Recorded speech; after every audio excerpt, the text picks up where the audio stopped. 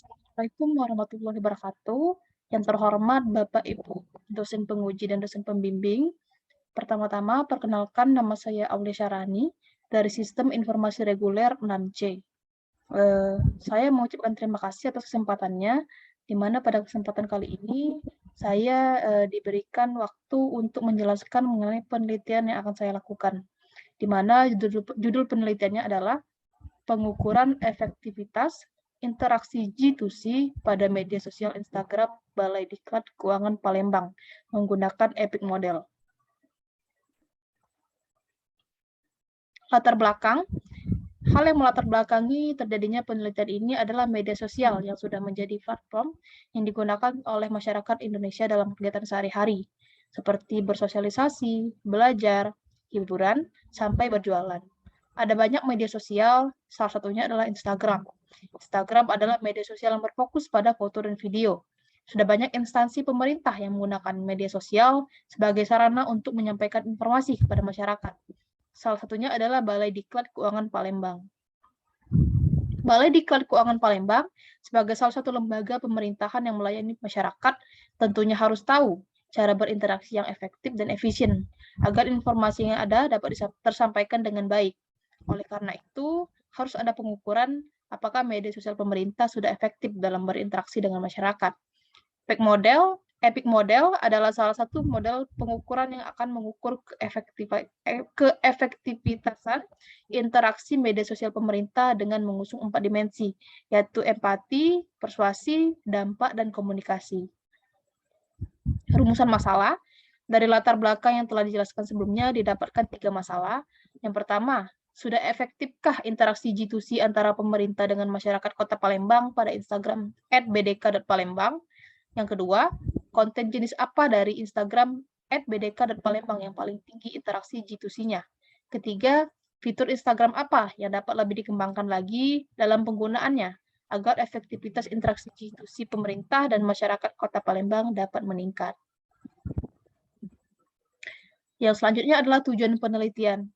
Adapun tujuan penelitian ini adalah sebagai berikut.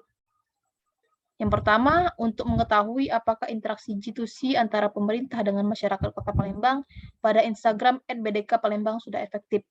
Yang kedua, untuk mengetahui konten jenis apa dari Instagram @bdk.palembang yang paling tinggi interaksi G2C-nya.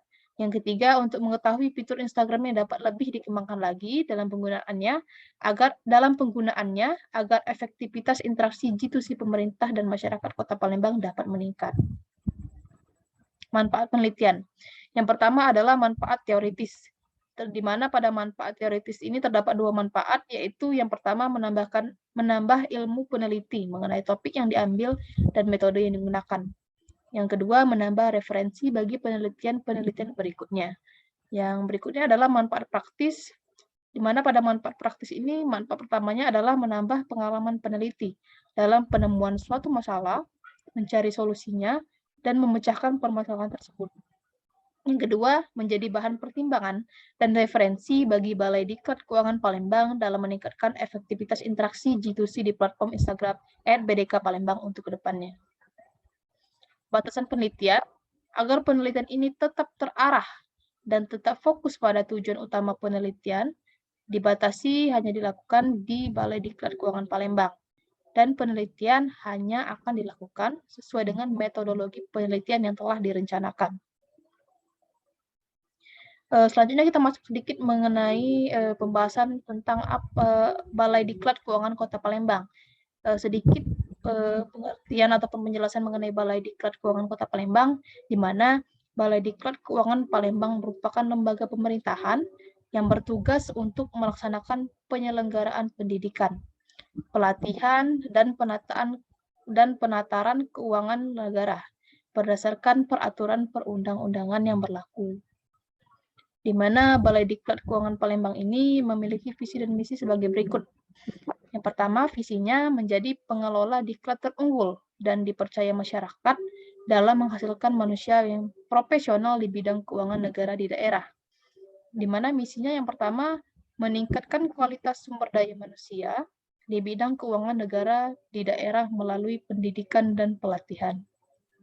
Kemudian misi yang kedua adalah senantiasa memperbarui diri melalui proses organisasi belajar atau learning organization sesuai dengan dinamika lingkungan internal dan eksternal.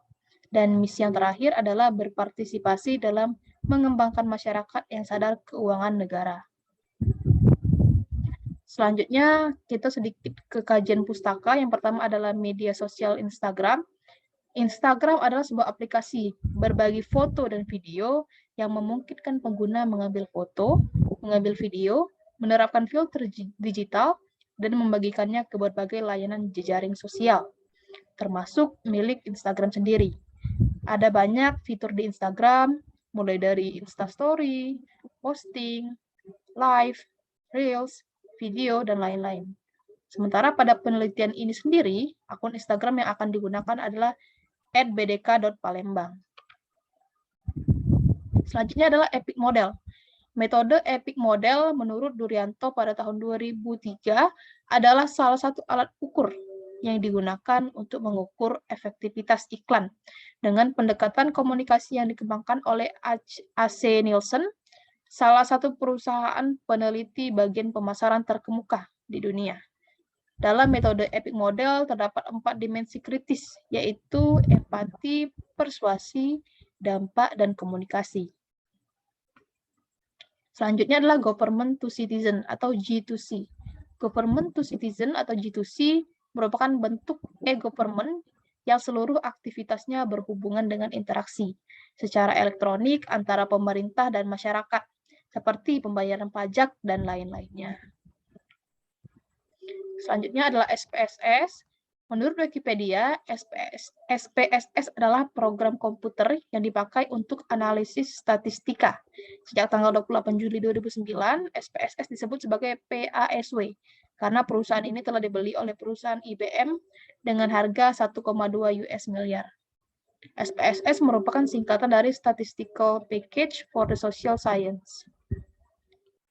Selanjutnya adalah kita masuk ke bab 3. Yang pertama ada subjek penelitian, di mana subjek penelitian ini adalah masyarakat Kota Palembang yang berusia 17 tahun ke atas, yang telah memiliki akun Instagram dan sudah mengikuti Instagram @bdk.palembang.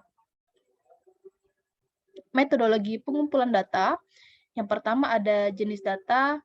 Adapun jenis data yang digunakan adalah data kuantitatif, seperti jumlah like, simpan, tonton, dan lain-lain, dan juga data kualitatif. Sementara untuk sumber datanya adalah data primer dari hasil kuesioner yang dibagikan dan juga data sekunder. Selanjutnya adalah metodologi pengumpulan data. Yang pertama adalah metode pengumpulan data. Adapun pengumpulan data akan menggunakan kuesioner yang akan diberikan kepada subjek penelitian dan juga observasi secara langsung terhadap akun Instagram @bdk.palembang. Selanjutnya adalah populasi dan sampel. Yang pertama, populasi. Populasi dari penelitian ini adalah masyarakat Kota Palembang. Kemudian sampel dari penelitian ini adalah masyarakat Kota Palembang yang berusia 17 tahun ke atas yang memiliki akun Instagram dan sudah mengikuti Instagram @bdk.palembang. Selanjutnya kita masuk ke teknis analisis data, di mana pada teknis analisis data ini terdapat 6 tahapan ataupun 6 kegiatan yang akan dilakukan. Yang pertama ada uji validitas, yang kedua uji reliabilitas, kemudian ketiga skala pengukuran, keempat analisis tabulasi sederhana, kelima skor rata-rata, dan yang keenam adalah epic rate. Yang pertama adalah uji validitas. Validitas adalah suatu ukuran yang menunjukkan tingkat kevalidan atau keaslian suatu instrumen. Suatu instrumen yang valid memiliki validitas yang tinggi. Sebaliknya, instrumen yang kurang valid berarti memiliki validitas rendah. Menurut Sugiono pada tahun 1999, suatu instrumen dikatakan valid diketahui dengan cara mengkorelasikan antara skor butir dengan skor total. Bila hasil korelasi lebih besar dari 0,30 dan apabila nilai R lebih kecil dari 0,30, maka instrumen tersebut dapat dikatakan tidak valid. Yang selanjutnya adalah uji reliabilitas. Menurut Ari Kunto pada tahun 2002, reliabilitas adalah suatu instrumen yang dapat dipercaya untuk digunakan sebagai alat pengumpul data karena instrumen tersebut sudah baik. Instrumen yang reliable diambil beberapa kali pun hasilnya akan tetap sama, dan instrumen harus cukup baik sehingga mampu mengungkapkan data yang bisa dipercaya. Yang selanjutnya adalah masih mengenai uji reliabilitas lagi, di mana rumus Ari Kunto yang digunakan untuk mencari reliabilitas instrumen seperti yang terlihat di sini bisa dibaca rumusnya dan juga keterangannya. Nah, jadi menurut Santoso pada tahun 2005, instrumen dikatakan reliable jika nilai Cronbach alpanya di atas 0,60. Selanjutnya adalah skala pengukuran. Skala pengukuran adalah serangkaian klasifikasi yang menggambarkan sifat informasi dalam nilai yang diberikan kepada suatu variabel. Hal ini tentu saja menghubungkan nilai-nilai yang diberikan pada suatu variabel satu sama lain. Sehingga atas dasar itulah tingkat pengukuran digunakan untuk menggambarkan informasi dalam nilai-nilai. Jenis-jenis skala pengukuran terdapat 4, yang pertama adalah skala nominal, yang kedua skala ordinal, yang ketiga skala interval, dan yang keempat adalah skala rasio. Di mana yang pertama adalah skala nominal. Skala nominal merupakan skala yang paling lemah atau rendah di antara skala pengukuran yang ada, di mana skala nominal hanya bisa membedakan benda atau peristiwa yang satu dengan yang lainnya berdasarkan nama atau predikat saja. Yang berikutnya adalah skala ordinal, di mana skala ordinal lebih tinggi daripada skala nominal dan sering juga disebut dengan skala peringkat. Hal ini karena dalam skala ordinal, lambang-lambang bilangan hasil pengukuran selain menunjukkan perbedaan juga menunjukkan urutan atau tingkatan objek yang diukur menurut karakteristik tertentu. Selanjutnya adalah skala interval. Skala interval merupakan karakteristik seperti yang dimiliki oleh skala nominal dan ordinal, dengan ditambahkan karakteristik lain, yaitu berupa adanya interval yang tetap. Skala interval juga sudah memiliki nilai intrinsik, sudah memiliki jarak, tetapi jarak tersebut belum merupakan kelipatan, yaitu skala interval tidak memiliki nilai nol mutlak. Yang keempat adalah skala rasio. Skala rasio adalah skala data dengan kualitas paling tinggi. Pada skala rasio terdapat semua karakteristik skala nominal, ordinal, dan skala interval, ditambah dengan sifat adanya nilai nol yang bersifat mutlak. Nilai nol mutlak ini artinya adalah nilai dasar yang tidak bisa diubah, meskipun menggunakan skala yang lain. Pada skala rasio, pengukuran sudah mempunyai nilai perbandingan atau rasio. Selanjutnya adalah analisis tabulasi sederhana. Dalam analisis tabulasi sederhana, data yang diperoleh kemudian diolah ke dalam bentuk persentase dengan menggunakan rumus sebagai berikut ini. Jadi rumusnya adalah P sama dengan FI per sigma FI dikali 100%, di mana P merupakan persentase responden yang memiliki kategori tertentu. Sementara FI merupakan jumlah responden yang memiliki kategori tertentu. Dan sigma FI merupakan banyaknya jumlah responden. Selanjutnya adalah skor rata-rata. Jadi setiap jawaban dari pertanyaan yang diberikan dan sudah dijawab oleh responden, kemudian diberikan bobot. Cara perhitungan skornya adalah menjumlahkan seluruh hasil kali nilai masing-masing bobotnya, dibagi dengan jumlah frekuensi. Jadi rumusnya adalah X sama dengan sigma FI dikali WI per sigma FI dengan keterangan X adalah rata-rata bobot, FI adalah frekuensi, dan WI adalah bobot. Selanjutnya, kemudian digunakan rentang skala penilaian untuk menentukan posisi tanggapan dari responden dengan menggunakan nilai skor setiap variabel. Jadi rumusnya adalah RS sama dengan R bobot dibagi M, di mana RS adalah rentang skala, R atau bobot merupakan bobot terbesar dikurang bobot terkecil, dan M merupakan banyaknya kategori bobot. Selanjutnya adalah pada penelitian ini rentang skala Likert yang digunakan adalah 1 sampai 5, sehingga rentang skala penilaian yang didapat adalah RS sama dengan 5-1/5 sama dengan 0,8. Jadi skor rata-rata sehingga keputusan dapat dilihat pada tabel di bawah ini. Jadi rentang skalanya itu yang pertama ada 1, maksudnya X di atas 1 di bawah sama dengan 1,8, kriteria keputusannya sangat tidak efektif. Kemudian kalau X itu di atas 1,80 tetapi di bawah sama dengan 2,60 tidak efektif. Selanjutnya adalah X itu di atas 2,60 tapi di bawah sama dengan 3,40 cukup efektif. Kemudian X di atas 3,40 tetapi di bawah sama dengan 4,20 efektif.